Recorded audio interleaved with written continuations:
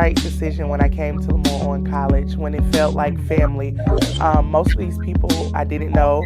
I only knew two other girls, which were from Rockford with me, but everybody felt like family. I felt like I grew up in Memphis. I felt like it was family. So I'm like, yeah, this is right for me, because I'm the person that loves, I feed off other people's energy. So coming here and realizing like, oh, these are all my cousins, it just felt right. I originally started out at a PWI, and I did 1 year there. It just was not the fit for me. I ended up at LOC, and my main goal was to just do 4 years, get out, get my degree. But once I got on this campus, I didn't know school could feel like home, and LOC feels like home, and that's how I ended up here. To support the magic happening on 807 Day, visit www.giddoloc.com.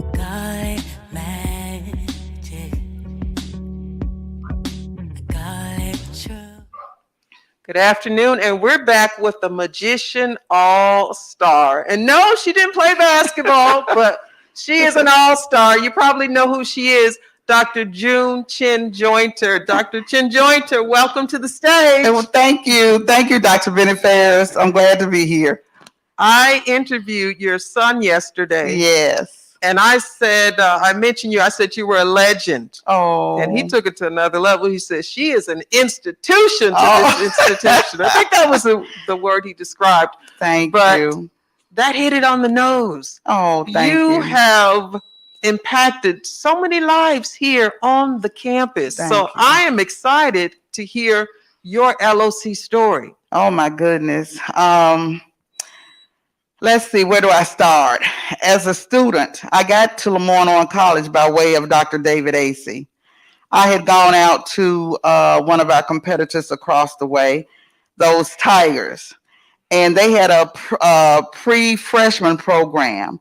And my girlfriend and I attended the pre-freshman program. You know, people at that time thought the grass was green over there. And an incident happened while we were waiting on her mom to pick us up. And so Dr. Acey was coming out of the door. He said, don't stoop to their level. He said, I got a place for you. So we came over to LeMoyne-Owen College for their pre-freshman program, and I've been here ever since. Unbelievable. Yeah. How many years have you been here at the college? Working about 30 plus, probably about 32, 33. Talk us through your roles here. Okay, I started in 1980 in career services. I was the alumni placement counselor, and my responsibility was to help graduating seniors complete and develop their resumes. From there, I started working in the admissions office, and I stayed in admissions as a recruiter for a number of years. I left and went to work at another institution, nonprofit, and I was asked to come back and work in admissions again as a recruiter. So when I stayed and I worked as director of admissions. I was the director of enrollment management, director and dean of retention, and now I'm working in alumni affairs. And along with that, I do international students as well. You sure do. Mm-hmm, You sure do. Mm-hmm. Why did you decide to stay here all this time? Well, LeMoyne means a lot to me. I love this college and the people who mentored me when I was a student. My son named some of the people who mentored him when he was a student. They mentored me as well.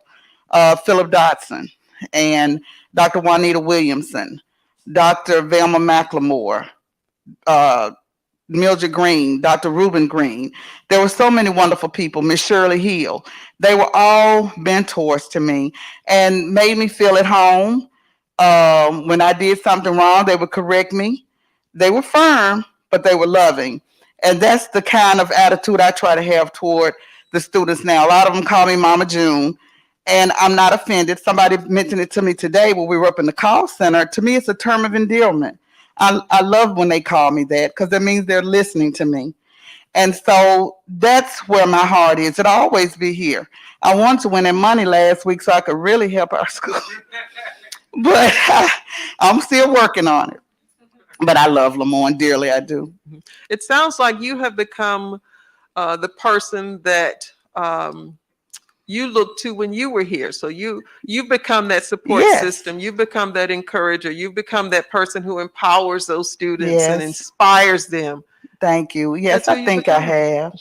I think I have because I had some wonderful role models as well. So I really do think I've incorporated some of their characteristics and persona. So yeah, So several decades means that you've seen quite a bit here at the college. I have. So we've been talking about asking individuals how they reimagine LOC. It's wonderful, absolutely wonderful. Yes. But what is your vision of what LOC could be? How do you imagine the school? Well, some of the things I would like to see us reimagine are looking at our academic programs, our curriculum, and incorporating majors like psychology, changing and having some allied health programs, nursing, have engineering.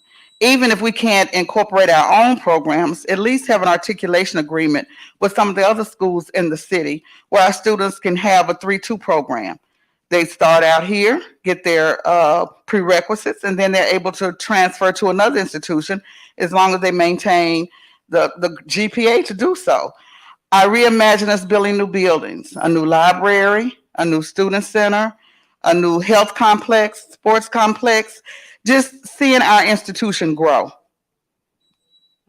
How might alumni get involved? You've been involved for decades. They can get involved by coming over here, giving in-kind services. We definitely want them to give money. Money is the number one. But LeMoyne is a foundation for a lot of us. A lot of us who are now doctors and lawyers and politicians that won the other day, they need to give back to this institution because if it wasn't for LeMoyne, they wouldn't be able to be where they are today. Sometimes we kind of forget that and we lose sight. But incidents happen. I had an incident happen when I was a student, but it was a learning process for me because if I had gotten up and gone to the registration center like I was supposed to, but I was playing cards and I didn't get in the class that I needed for graduation until the very end of the semester. But the instructor, Dr. Margaret James, she's deceased now. She taught me a well-bought lesson that it was more important for me to pop cards on the table than to go get my registration card. But then in the end, I ended up graduating on time in 4 years. But, you know, I can't be mad at her. And we have a lot of alums who are angry with instructors and past employees of something that happened that they brought on. So they need to get past that and start giving to their institution. That's the only way it's going to sustain is that if alumni give back and buy back into our institution. Thank you for that. And you're right. It's not just writing the check. Right. Giving of your expertise is priceless. Exactly. So if you're the lawyers, the doctors, the politicians, and there are students here who aspire to be where those alumni are, come in, teach a class, a workshop, allow students to intern, to shadow you, internships, mentorships. That's so most important. There are wonderful ways to give back. But we want them to give dollars too, but there are wonderful ways to give back besides writing that check. That's right. And that's a nice segue into telling them how they can give to 807 Day. Here's what you can do. Yes. You want to you spell it out? Okay. Go on. Well, you can text MAGIC, MAGIC, to 345-345, and you can go to www.givetoloc.com. We're asking you to give in denominations of 807, $8.07, $80.70, $807. You get the idea, but we'll take anything to help us support recruitment, retention. Those things are important. Scholarships for our students. Every dime you give will go back to support what we're trying to do to support our students and advance the institution. During the next hour, we will do another tally. As you know, we exceeded our initial goal, which was 101,000. We exceeded that during our first day. But don't lose the momentum because we can double it if we come together. We want those organizations to continue to challenge one another, classes to continue to challenge one another. We can give, just yesterday, your granddaughter. Yes. 11-year-old Avery. 9. 9-year-old. She's 9. I need to update my social media. She's 9 years old. 9-year-old Avery donated $80.70. Yes. So if Avery can do it, a future magician, surely you can do it too. We'll be back. Thank you, Dr. June. Thank you, Dr. Bennett Fairs. You're welcome.